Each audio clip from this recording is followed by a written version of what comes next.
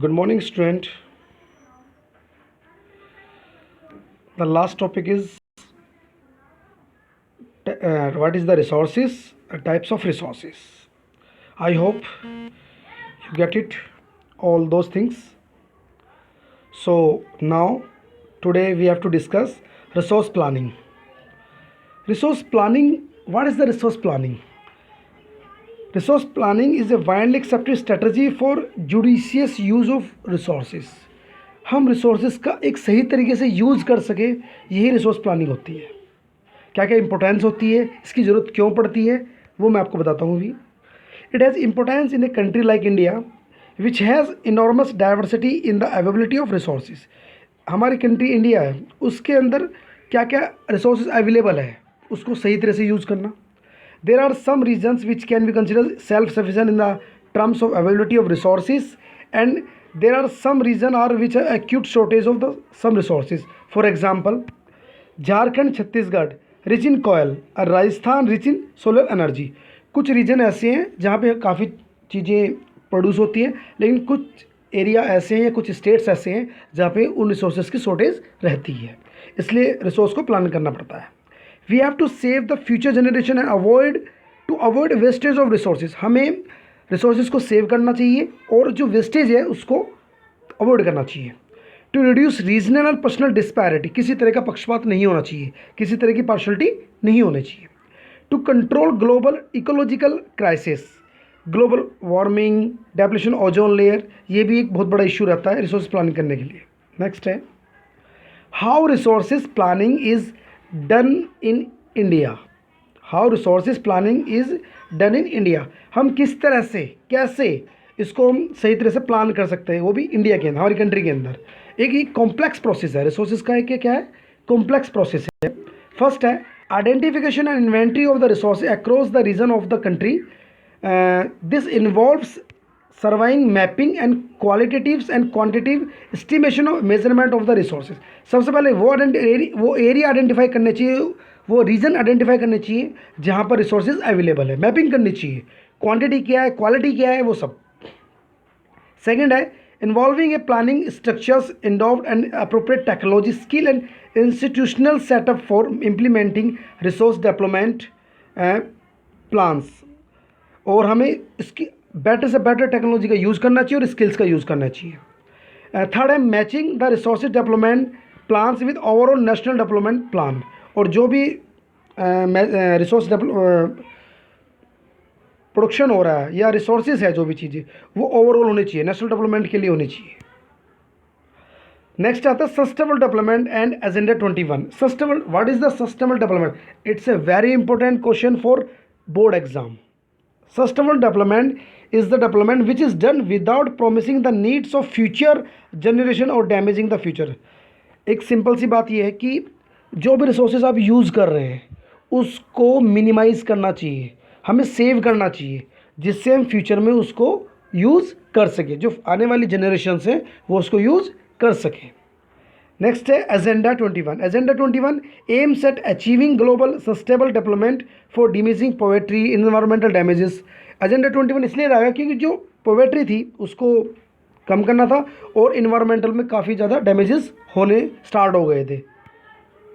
Agenda 21, first of all, now start in Rio de Janeiro Earth Summit 1992 में start हुआ है जून के अंदर, और 100 हेड्स ऑफ स्टेट्स इसमें पार्टिसिपेट किया और फर्स्ट इंटरनेशनल अर्थ समिट थी.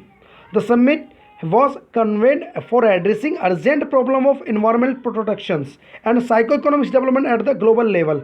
ये जो समिट की गई थी ये इन्वायरमेंटल प्रोटेक्शन के लिए की गई थी कि जो the assemble leaders sign the declaration of global climate change and biological diversity. और ये तब से कंटिन्यू हर साल ऑर्गेनाइज की जाती है एजेंडा इन्वायरमेंटल प्रोटेक्शन को लेकर. The Rio Convention endorsed the Global Forest Principle and adopted Agenda 21, achieving the sustainable development in the 21 centuries. सबसे पहले सस्टेनेबल डेवलपमेंट की बात की गई है. सस्टेनेबल डेवलपमेंट मैंने क्या कहा आपको कि save the resources for future generations. Save the resources for future generations, ये मेन इंपॉर्टेंट पॉइंट है इसका. यही एजेंडा 21 के अंदर कहा गया था। नेक्स्ट है land as a resource. Land कैसे हमारे लिए रिसोर्सेज है वो हम देखते हैं अभी। Land is the habitant of man, right. All the economic activities are performed on land. जितनी भी इकोनॉमिक एक्टिविटीज़ हो रही है मोस्टली 19% वो सब लैंड पे ही होती है। The soil cover on land is essential for plant growth, so land is necessary for agricultures. Land is used to setup industrial units. जितनी भी यूनिट्स एग्रीकल्चर्स की हैं, सब इंडस्ट्रियल यूनिट हैं, वो सब लैंड पे ही होती हैं।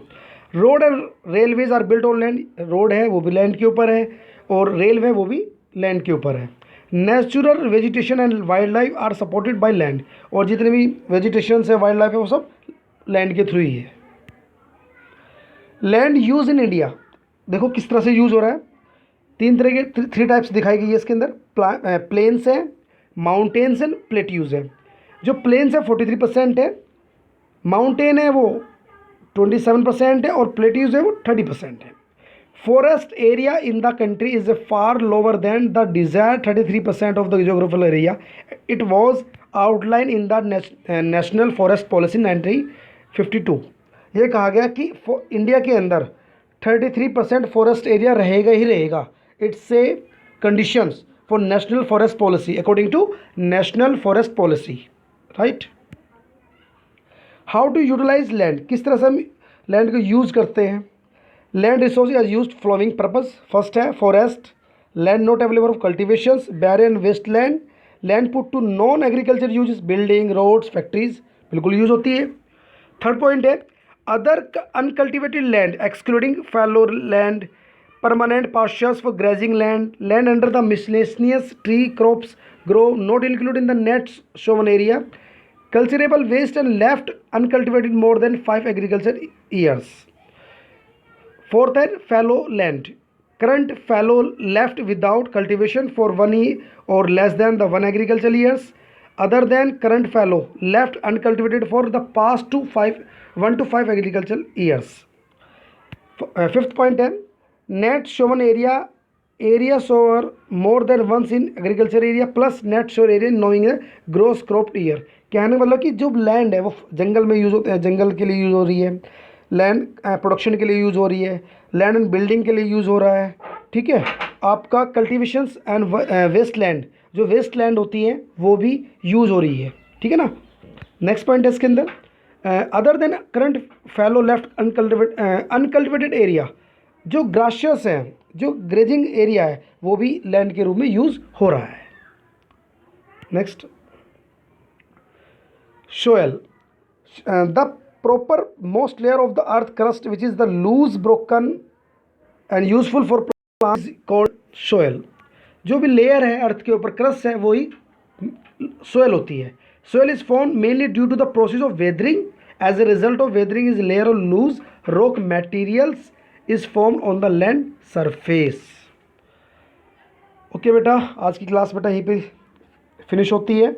और आप जो भी मैंने नोट्स प्रोवाइड करा रहा हूँ, जो आपको स्लाइड प्रोवाइड करा हूँ, आप उसको अच्छे से कॉपी के अंदर नोट डाउन करें और प्रॉपर नोट्स बनाएं और मुझे रिप्लाई करें कि आपने वो नोट्स बनाए या नहीं कराए।